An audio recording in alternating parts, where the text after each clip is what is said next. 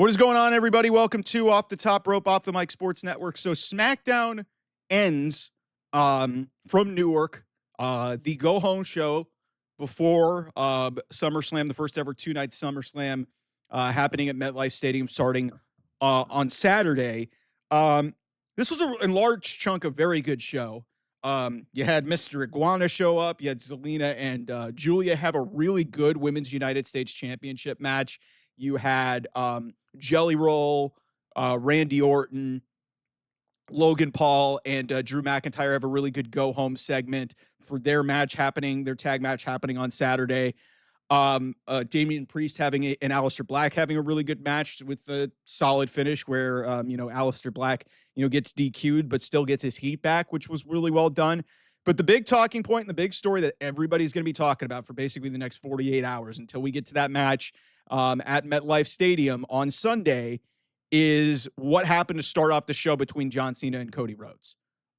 Because to me, this is going to really define this entire show. And I think a lot of what we thought about what we were going to see at SummerSlam is really turned on its ear because of what happened in that ring in the first 15 minutes of this show. Really something that honestly we didn't expect to see. Seemingly, the real John Cena is back, which is what Cody Rhodes asked for the week before on SmackDown. So to me, what happened here, and I'm going to read the promo to you guys, what happened here, because it was really well done. Also, John Cena, just one of the GOATs at talking in WWE. Like, he really is one of the greatest of all time in terms of engaging an audience. Like, it really is unbelievable what this guy is capable of on the microphone, because in the span of basically 10, 15 minutes of cutting this promo, he absolutely had the crowd in the fucking palm of his hand. It was unbelievable. It was a vintage John Cena promo.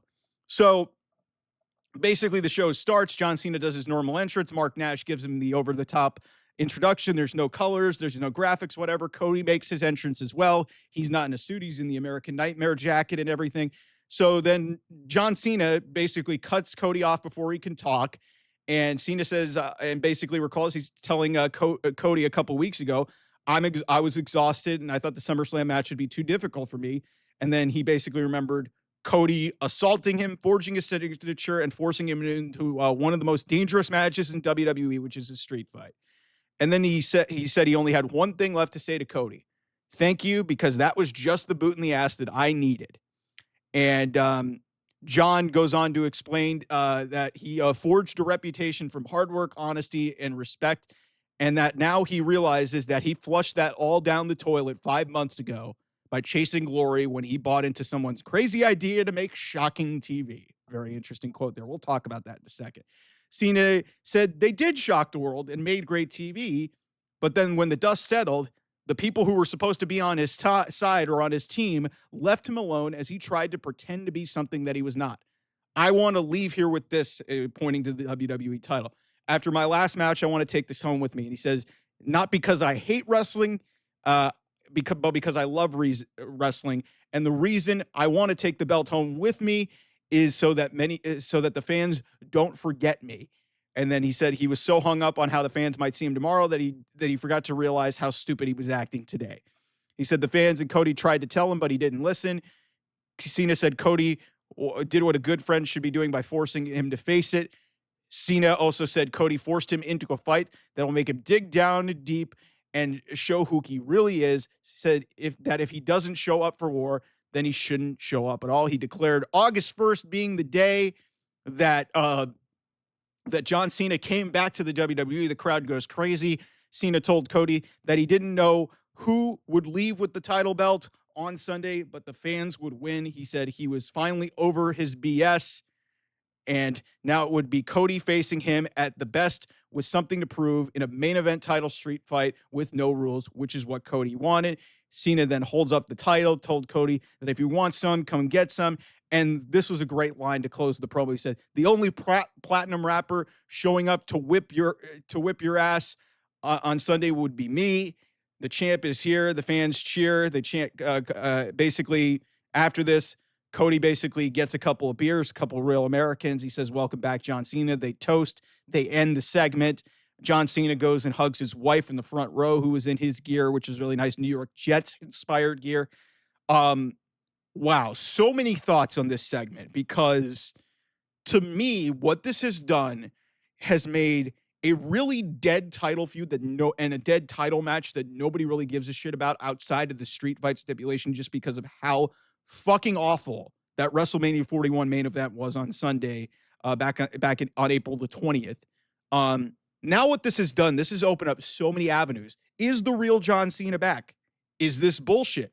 Is Cody going to turn heel? Is Seth Rollins going to cash in?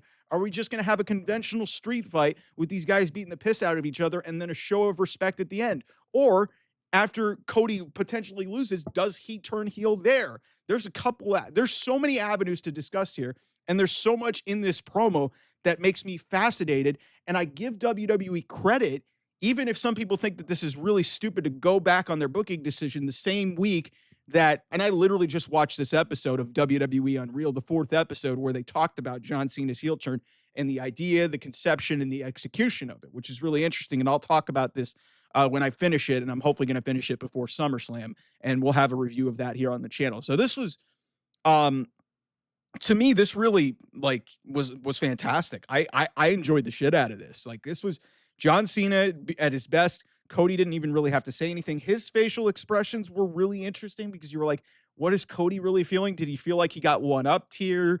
Does he feel upset that the fans are cheering for John again after, all the insane shit that he's done over the last 5 months? John just flat burying The Rock and Travis Scott for bailing on him and having him fend off for himself and pretending to be something that he's not for 5 months. There's a lot here. And every single possible scenario that you could imagine is on the fucking table here. Every single scenario. Every single one. I mentioned them. You've got John turning back, which is very possible. This could be bullshit.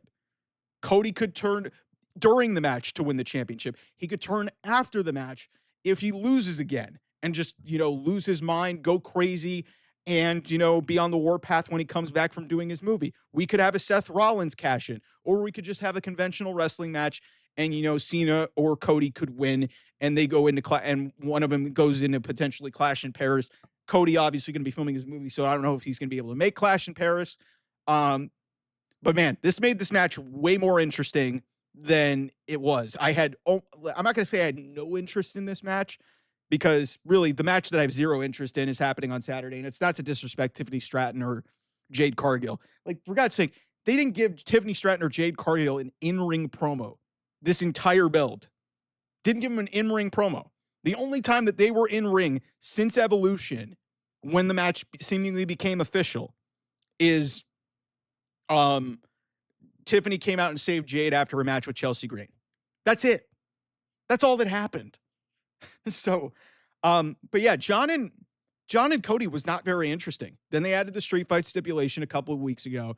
And then you obviously have this interesting element of now. And I don't think a lot of people expected John to come out on the go home show before SummerSlam and seemingly turn babyface again and become the real John Cena.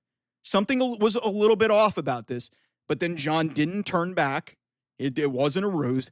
Does this go into the match? Does this lead to Cody turning heel? Or, the ultimate swerve, which we really won't know until after Saturday's show finishes, is Seth Rollins as a cash-in potentially on the table as well. Because if it does get past Saturday, it's hard for me to believe that Seth Rollins is just going to flat out miss this show. It's hard for me to believe that. Because if he does, then he really is hurt.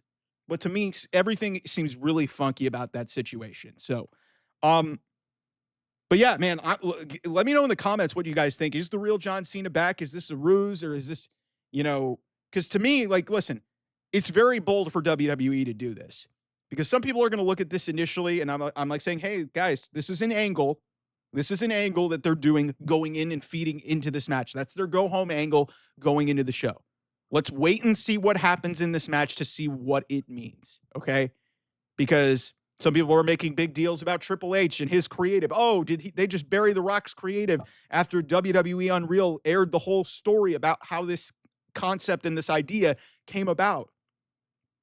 And John Cena just buries it literally a couple of days later on the go-home show before SummerSlam in a rematch of the WrestleMania match that was so god-awful and so universally panned, in large part because The Rock wasn't there and Travis Scott disappeared after that, even though Travis Scott was supposed to be involved in a lot of this too. So are they just, pivoting and removing course after 5 months? But even if that's the case, we knew at some point this year John Cena was going to be a babyface. We knew that. Is it just underwhelming because he did it on a random SmackDown? I mean, it's the go-home show. Let me ask you guys this question. Are you more interested in this match now than you were before you watched SmackDown? If the answer is yes, which I honest to God think if you are saying no, then you are lying to yourself. A lot of people did not want to see this match again because of how bad it was at WrestleMania. So with John turning back to being a babyface seemingly, and like I listed out all the options for you guys, it's easily more interesting because now it's just not cookie cutter bullshit of like, oh, heel versus face. And like I said, I was trying to break it down in as many ways. Some people were speculating double turn, but now both of them are baby faces. So there's just a lot here that really fascinates me. And especially, with the unreal component to this and John seemingly burying what happened in terms of his heel run because his heel run really hasn't been good. So is that real or is this just all a ruse to just have Cody let his guard down? Or is Cody going to be the guy? Some talk about potentially Rock and Travis Scott being involved in that. I don't know how I feel about that. To be honest with you, I don't think this storyline needs it anymore, especially considering Cena just totally fucking buried it. So I think it's fascinating and it makes SummerSlam a lot more must see. Like this, there was the element of surprise potentially with Seth cashing in. Now I think that's very much on the table. If you watch my SummerSlam prediction show that I did the other day, I didn't think Cody was turning heel. Now I think that's very much possible, and they could do it in a number of different ways. I could see John turning. I could see this being a straight match. These guys beat the crap out of each other, and then show of respect at the end. You could see that as well. There's a lot of ways that this can go, and I'm really, really intrigued to see what they do. And the biggest thing of all, this angle did what a go-home show is supposed to do.